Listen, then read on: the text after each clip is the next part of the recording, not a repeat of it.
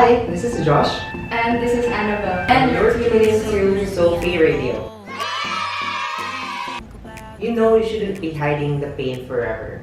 Let some steam off and share your relationship problems with us as we discuss love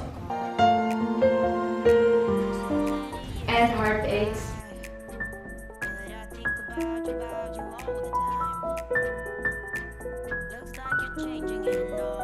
It brings this Valentines. We received your entries and will try to respond to each one. Thank you, Miss Anne. So for the first question, it's from Dark Archer 29. Is it okay to keep in touch with your ex after breakup? Why or why not? For me, the answer is no, because I think if you don't have any unfinished business with your ex, it would consider as an ending on your chapter. So as long as you already have your closure, you don't have any feelings for him or her, so you should be communicating this with your ex-partner already. And also, I can say that it is also a way or form of cheating. So especially if you're in a new relationship or if you have a new partner, you should refrain from communicating with your ex in respect to your new partner. How about you, Miss Anne? Would you agree in communicating with your ex? Maybe it depends on the situation. If you're friends with an ex before you become lovers, then most probably you will have to keep in touch even after the breakup if you become friends. So it really depends on the situation. I'm not in touch with my ex, so. Okay, next question from Anonymous. How to move on from heartbreak disappointment? I think the answer for that is not like boxed. I mean, every single one of us has our own coping mechanism. So I can't say that what I did when I had a breakup will be like if you do what I did after my breakup, you'll also like move on or something because it's different. We have different personalities and stuff like that, but you just have to probably spend more time with other people, like your friends, families. How about you, Josh? My way of coping from this kind of stress is to stress eat, and my comfort food is ice cream. So I eat a lot of ice cream, or I keep myself busy to distract myself from thinking about my ex or thinking about the problem. So it only depends. I mean, I can say that it's only in our mind.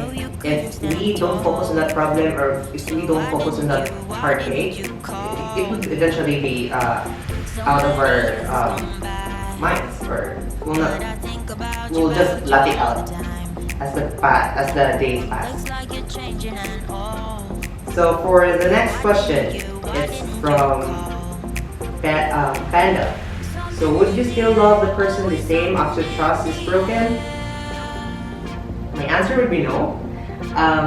If my trust will be broken, it's like a mirror that's already been broken. It can be fixed maybe through glue or something, but you can actually see some scars or any broken pieces that is still visible even though it would be whole again. So I think I would still love the person, but my trust will not be that whole again. So for you, Miss Anne? Just love, I think. If it's love, it's not gonna change.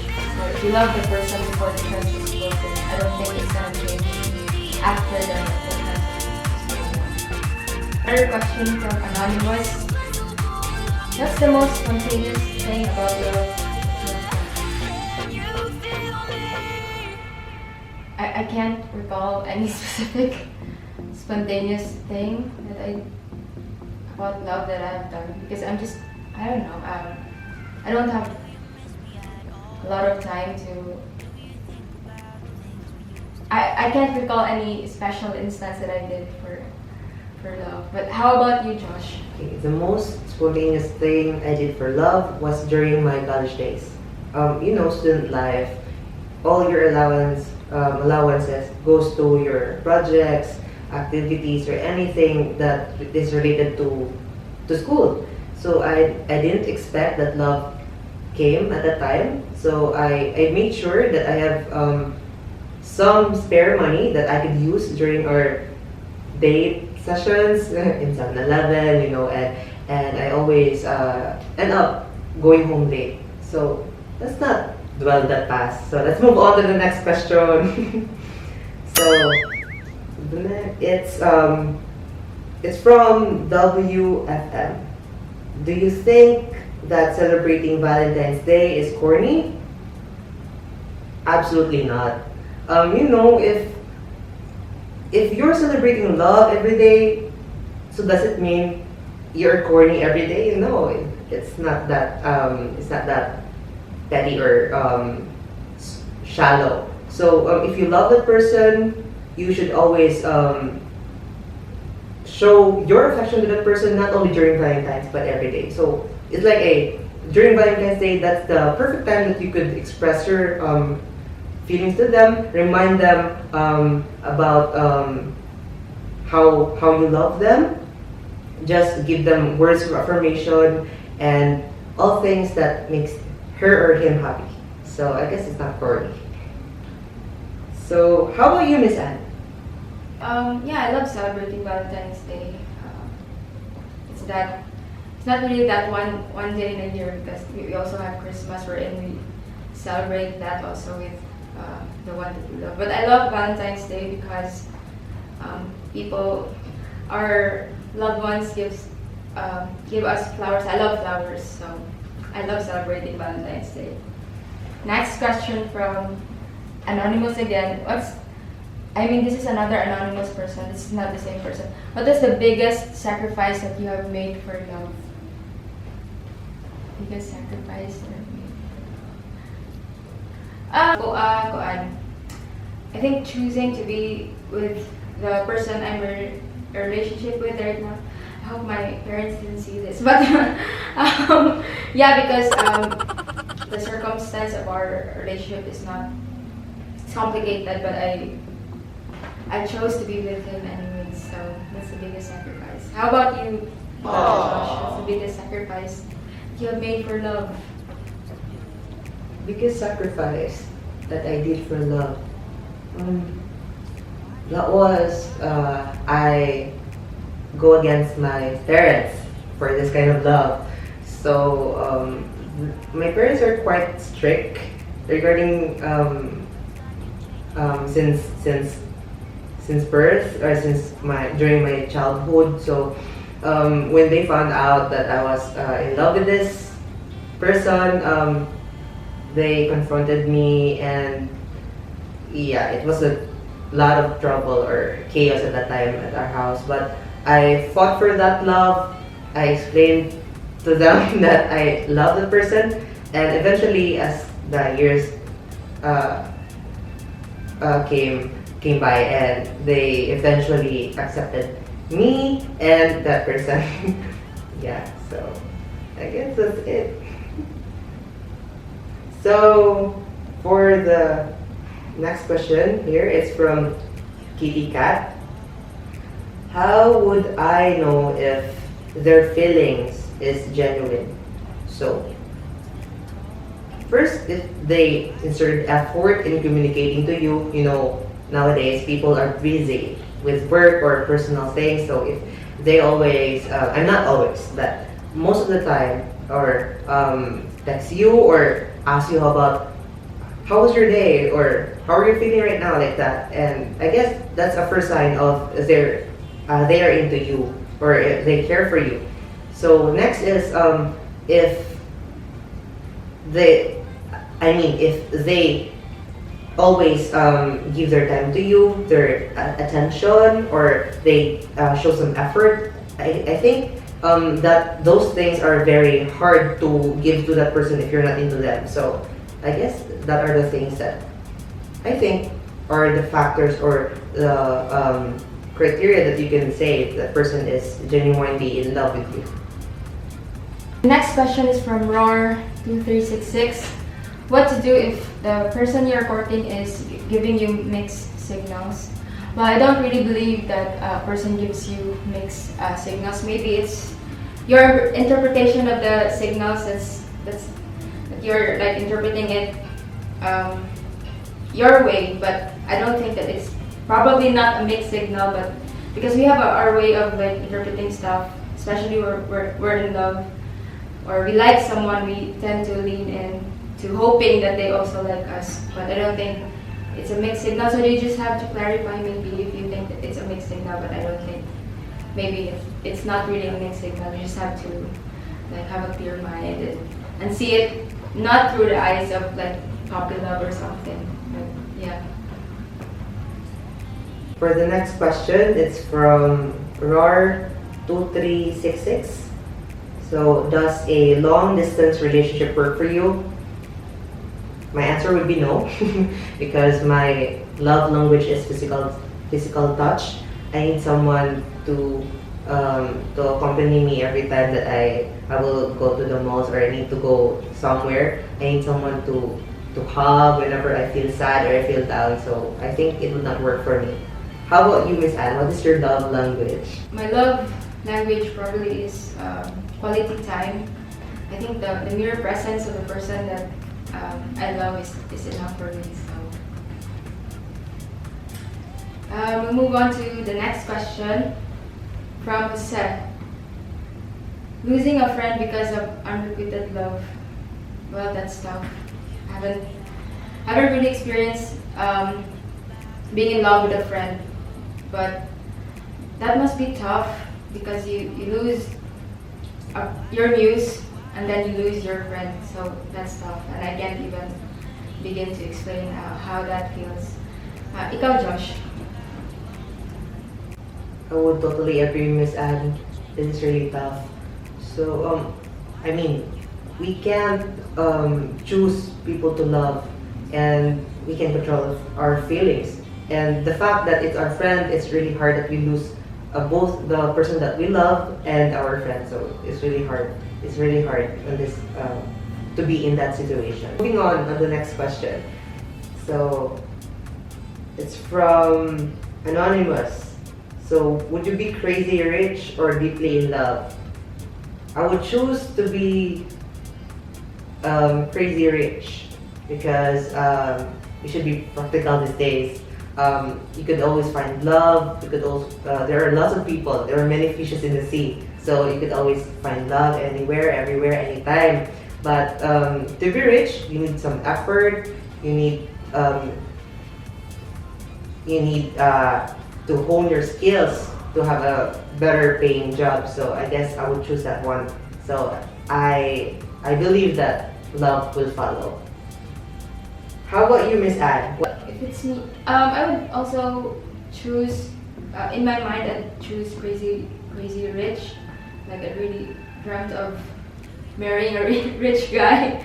But in my heart, it's probably deeply in love because the person I'm with right now is not really rich. Although I wanted someone to be rich, but I don't think you can really choose when it comes to love. Next question is from asking for a friend. Is office romance frowned upon?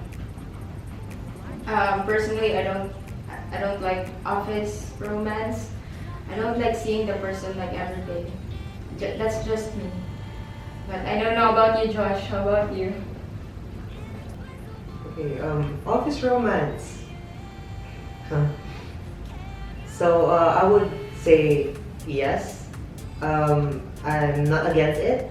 As long as you declare it to your manager or with the management that you're in a relationship with that specific employee, and also if you should not display your affection during work hours.